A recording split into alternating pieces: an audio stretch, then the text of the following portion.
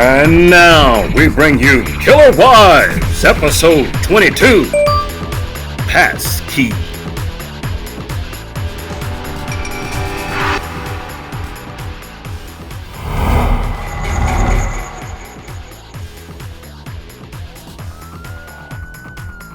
These are the case facts against Narcy Novak, who had a contract killing put out on her own husband and mother-in-law. Isn't trust a bitch?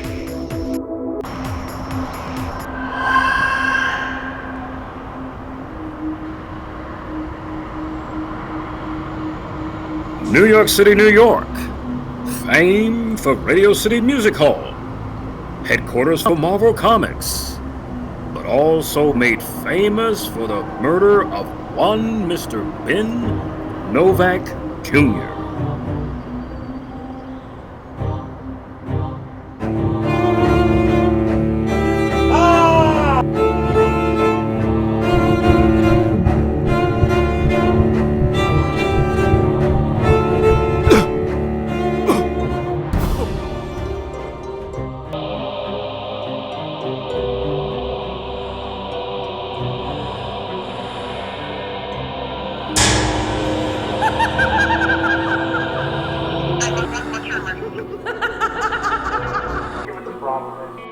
Sergeant Central. 19 Sergeant. You have a call back for 86 into Central?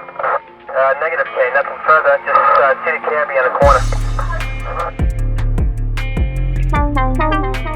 There are two origin background stories to any one marriage. The first in this case begins in a mountainous region of Ecuador, where the wife of this murder mystery was born into abject poverty. Her parents, in an attempt to make life better for their children, later immigrated to the United States. Unlike her future husband, Ben Jr., Miss Narcia Sarah Belize Pacheco had not been born rich. She and her now-deceased husband met in the town of Hialeah, Florida, an offshoot of Miami-Dade County, in a club where she had been working as a stripper under the name of Sylvia. Sylvia, as she was called as a stripper, garishly dyed and permed her hair blonde and wore low-cut, tight tank tops which showed off her curvy figure to attract tips. Now, this was needed in the erotic dance industry. But later photographs would show that Narcy tried to wash her past image off. Without any prompting, she grew into the role of wealthy trophy wife. She dyed her hair darker and was carefully coiffed. She began to wear smart suits, and she even ran her own consulting business. She was turning mainstream. Now, this drastic change in behavior is what I believe led to her husband being turned off by her altogether. You see, Ben reasoned that if he wanted this type of woman, he would have pursued and married them in his own community and upbringing. Now, in actuality, Ben had passed up many of these type of women in search for the woman with a more sexually erotic spirit. His wife Narcy often accompanied Ben on business trips. Narcy and Ben, although married for 19 full years, had a tumultuous relationship. A relationship marked by fights and marred by accusations of cheating and kinky sexual fetishes on Ben's part. Now, Ben was a very kinky man. Now, Narcy's own adult daughter from a previous relationship told authorities that Narcy practiced voodoo. Oh boy, watch out. Now, this would be of particular interest in the strange 2002 incident that nearly broke up their marriage and served as an eerie precursor later on. Now, what started out as a typical domestic abuse call back then for the Fort Lauderdale police was later revealed to be weirder than anything a Hollywood screenwriter could ever afford to invent. Police turned up at the home and found Mr. Novak Jr. in a scene that would be eerily suggestive. Now, this would be eerily suggestive of his murder scene a decade later. He had been bound, gagged, and held hostage by several men at the direction of his wife. Now, in the process, listen to this, $370,000 of cash and goods were stolen from his home. Now, charges were never filed, and Narcy attributed the incident to the bizarre sex life they had, which they did, but this was not that sex life. Now, a few days later, the couple filed for divorce, but they ended up staying together. Now, okay, We've given you the backstory on his wife. But what about Mr. Novak? Mr. Novak, the husband in this murder for hire mystery. Well, let's see. Ben Novak was born the son of wealthy parents. He grew up the son of one of the most recognized men in Florida and, could I say, in the United States. Ben Novak Sr. was his father. Ben Novak Sr. and his wife of many years were the owners of the luxurious Fontainebleau Hotel in South Miami Beach. Now, the Fontainebleau was a hotel where the likes of celebrities like Frank Sinatra, Marilyn Monroe, John F. Kennedy, Jerry Lewis, Harry S. Truman, Lyndon Baines Johnson, the Rat Pack singing group, Elvis Presley, Bob Hope, Lucille Ball, and Judy Garland hung out and stayed. Now, celebrity guest stays there made the hotel so popular that Novak Sr. was once forced to post armed guards to bar non-guests from entering the hotel. When the Fontainebleau opened in 1950, it was a sprawling 1,504-room property that upped the stakes in a high-end resort game. Its signature facade has since been featured in numerous movies and television shows. You might have seen them. Now, these shows include James Bond film Goldfinger, The Sopranos, The Bodyguard, Scarface, The Grand Hotel, The Bellboy, Analyze This, and many, many more. Now, these movies cemented the hotel spot in pop culture memory. But the Fontainebleau's unique design included an elaborate 2-story grand staircase, which earned it a place in the U.S. National Register of Historic Places. Now, the success of the Fontainebleau launched the Novak family into high society. So this just gives you a little bit about the parents or where he came from. His mother, Bernice, was a beautiful and poised ex-model for the Coca-Cola Company. She was such a part of the hotel that she would meet and greet foreign dignitaries, celebrities, and powerful politicians. Now, in the family's penthouse suite where they stayed, Novak Sr. was a charismatic man who came to Miami Beach from New York. So he and his wife were transplants way back in World War II time period. So after several failed ventures in real estate, he finally hit it big with the Fontainebleau Hotel that he built. Now later, after the death of his self, his empire and hotel began jeopardized by bankruptcy. His son, Novak Jr., would stabilize the family fortune and then become famous for a more eccentric reason. He was a world-renowned collector of Batman memorabilia. That's right, Batman memorabilia. And could boast ownership of an actual Batmobile. Now, only later in his 30s did Ben Novak Jr. do what many rich men and many idle men in resort areas do. He married himself a former stripper. That's right, a former stripper. Now, although Ben was an entrepreneur, his business had less flash than his father's. His company, Convention Center Concepts Unlimited, which he ran from his house in Fort Lauderdale. Now, the company focused mostly on one client, Amway International, to which Ben planned major conventions for the company and traveled around the country to oversee their events. So, Ben was their key man, and that being a key man made him very wealthy and known almost as much in that town as his father, who once lived there. Now, Ben's life ran consistently for 19 years of marriage this way until about 1 year and 6 months prior to his death. During this time, he corresponded and ultimately met an online single woman named Rebecca Starr Bliss. Please remember this name, Rebecca Starr Bliss. Now, Rebecca Starr Bliss, if you never heard of her, piqued Ben's interest. Now, I imagine Ben saw some of what he saw in his wife's youth in Rebecca. Rebecca Bliss was an down-and-out tattoo artist who had turned to starring in porn movies and stripping when she met Ben. So, same behavior, right? Rebecca described how Ben paid her $600 for their first sexual encounter, and how Ben impressed her with a $4,000 spa escape weekend, a $1,500 a month Fort Lauderdale condo, $10,000 of furniture to furnish that condo. And he gave her another $10,000 worth of DJ equipment to follow her passion and dreams in that condo. He gave her a cell phone and a toy poodle dog to keep her company so she wouldn't feel alone. That's amazing. Now, she also said that Ben wanted to avoid a messy divorce, so she called herself his girlfriend. You're watching MNN. the Men's Channel. But this didn't sit well with his wife, Narcy. Oh no. For once Narcy got wind of the affair during the month of January 2009, she would make plans to kill her husband before year's end 2009. Now, Narcy did a little bit of detective work and tracked down her competition in the porn star. She offered the woman $10,000 cash to stop seeing her husband. But when the ex-porn star refused the payment, Narcy Novak called Mrs. Bliss's condo landlord and informed him that Bliss's rent would no longer be paid for by her husband Ben Novak because, in her own words, she said Ben was dead. Now Ben was not dead at that time, but that's what she said. Now the landlord didn't buy this story 1 minute.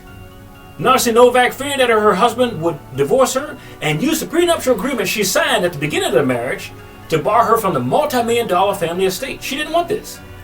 Now, it was at this point that Narcy told the ex-porn star that if she couldn't have Ben, that nobody could. And she meant it. That day, Narcy began to hatch out of this world an evil plan. Her motives were hatred, greed, and vengeance. Narcy was no longer willing to settle for half Ben's wealth. She wanted all of it. Narcy wanted the last two people out of her way in receiving Ben's father's inheritance: her estranged husband of 21 years and her mother-in-law. Now, she would now make plans to inherit the family fortune estimated at an $8 million. Narcy would go after Ben's mother first.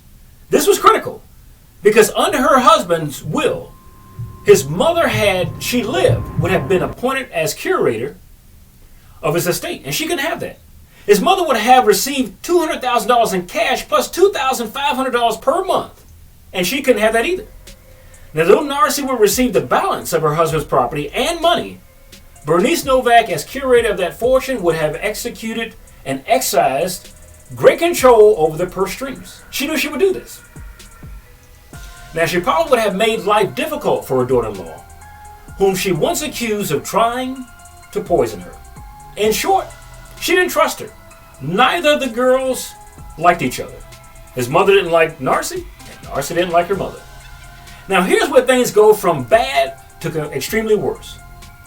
The horrific bloodshed began on April the 5th of 2009. Two hitmen hired by Narcy drove to Ben's mother's house in Fort Lauderdale, Florida. One of the hitmen, Alexandro Garcia, said he hid next to Bernice's garage. As it grew dark, he waited for Mrs. Novak, clad in her nightgown, to come out of the house and pull her car from the outside of the house into the garage.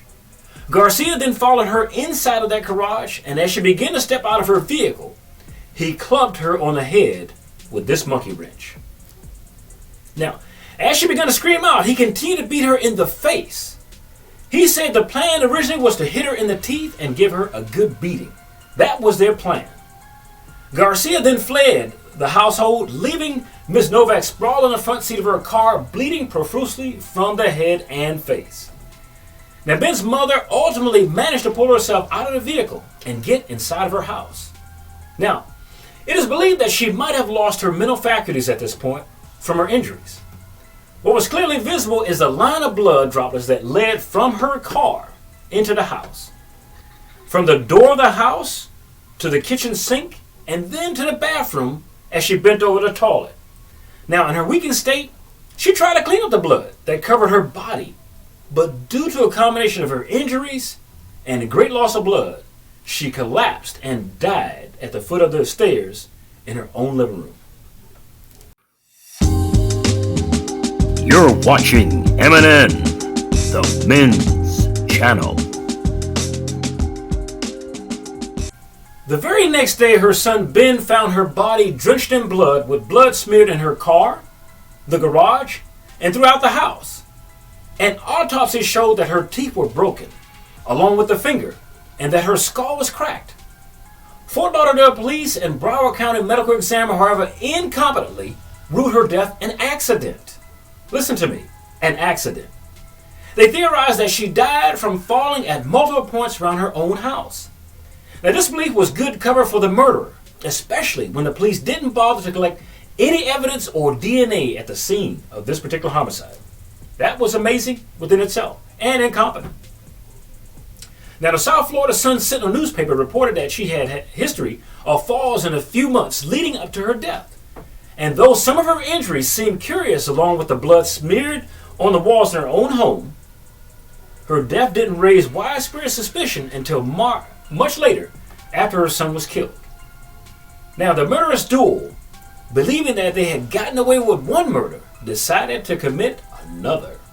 Now, Narcy and her brother focused getting her husband's wealth out of the way.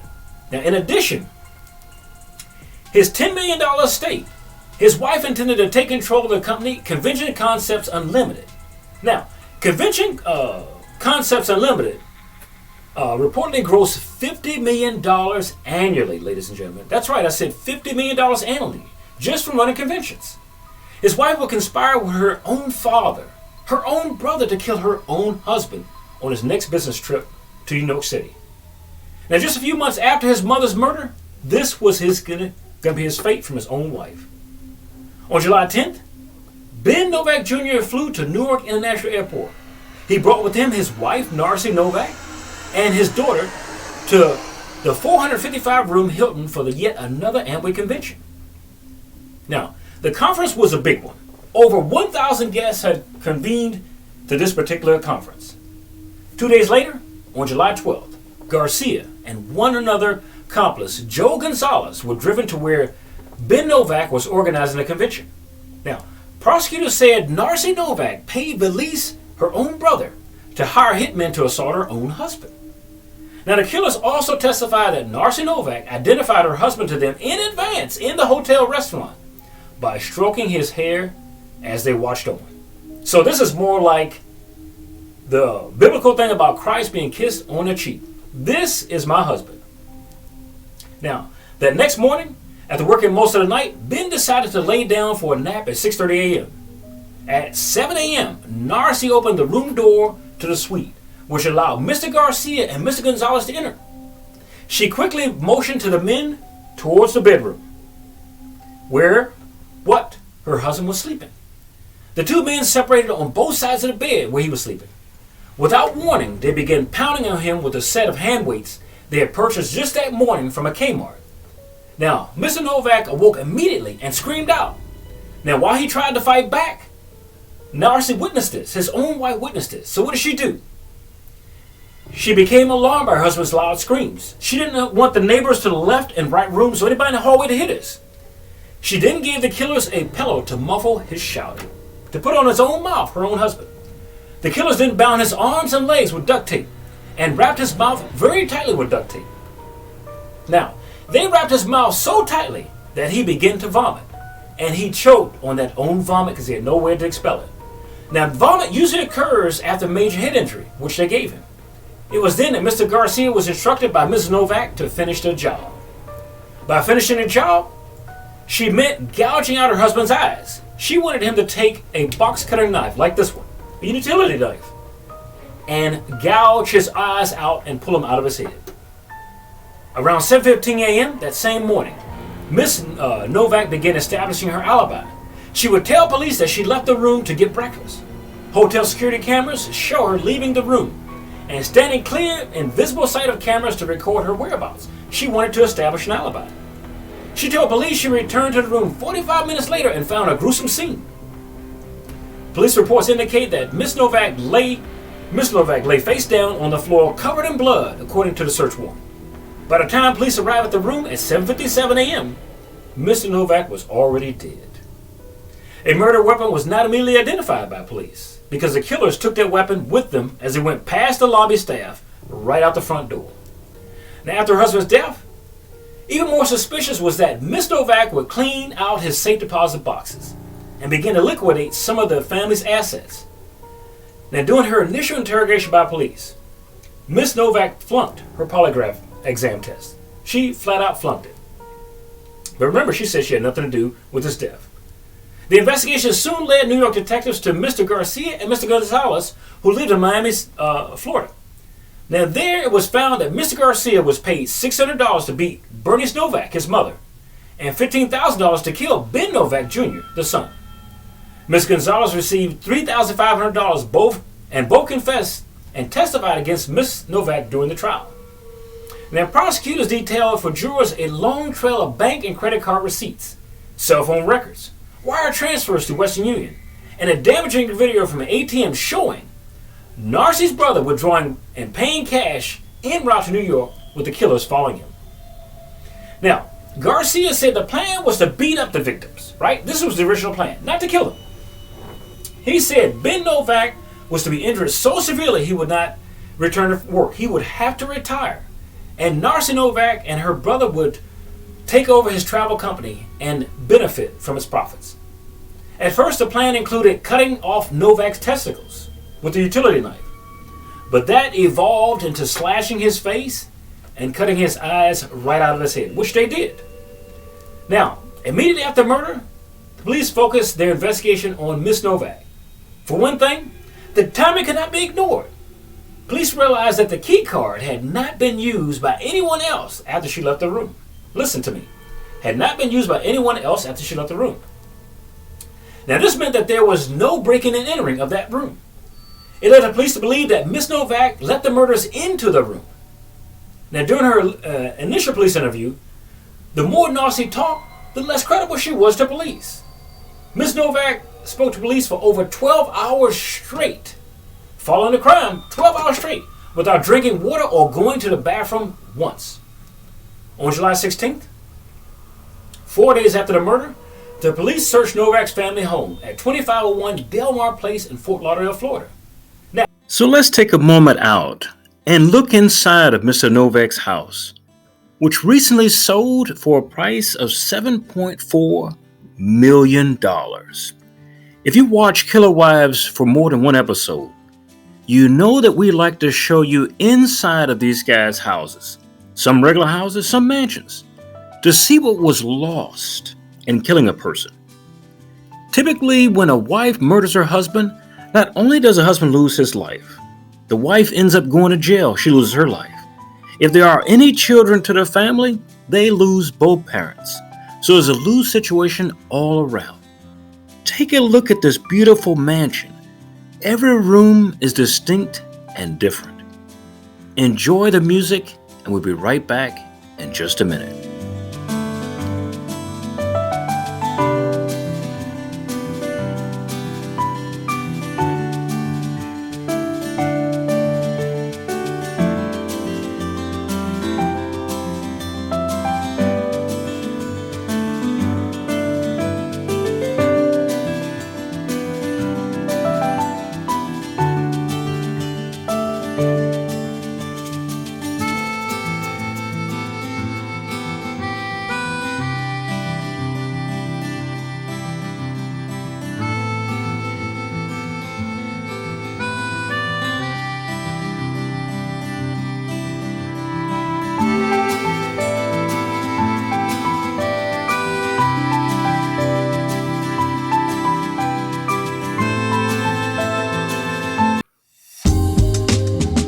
You're watching MNN, the men's channel. Now, this home was beautiful. It was a 2-story, 6,000 square foot residence. It has 6 bedrooms and sits on a half-acre of lot. Now, located in 7 Isles neighborhood, the home looks like a mini resort. Perhaps an appropriate place for a man who grew up in one. Now, during the execution of the search warrant, officers seized security footage of the house, miscellaneous paperwork in the house, several computers, copies of Novak's bills, phone book, and a day planner. And perhaps most importantly, 5 rolls of duct tape.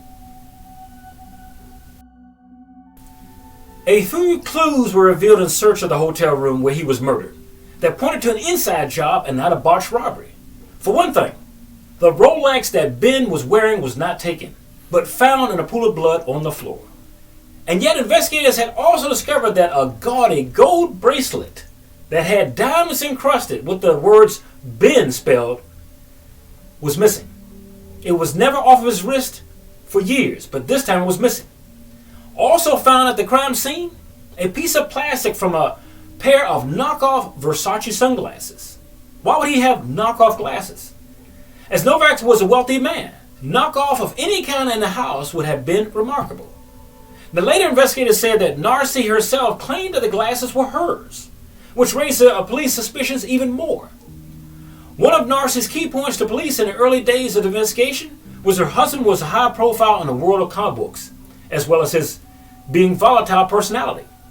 So, he was a comic book collector. Big whoop. Who wouldn't be? Now, the picture she painted for the investigators was that people were after the Novak fortune. That her husband has been hanging around and doing business with weird people. One of whom had agreed to pay $43,000 for a single comic book. Now, she did not name the person, and she insisted that her husband often dealt in cash, carrying large amounts with him on business trips. Now, anybody knows with the world of comic books, if a comic book is in mint condition or first issue, they cost this type of money. Maybe she didn't as a wife under her own husband, but most other people would know.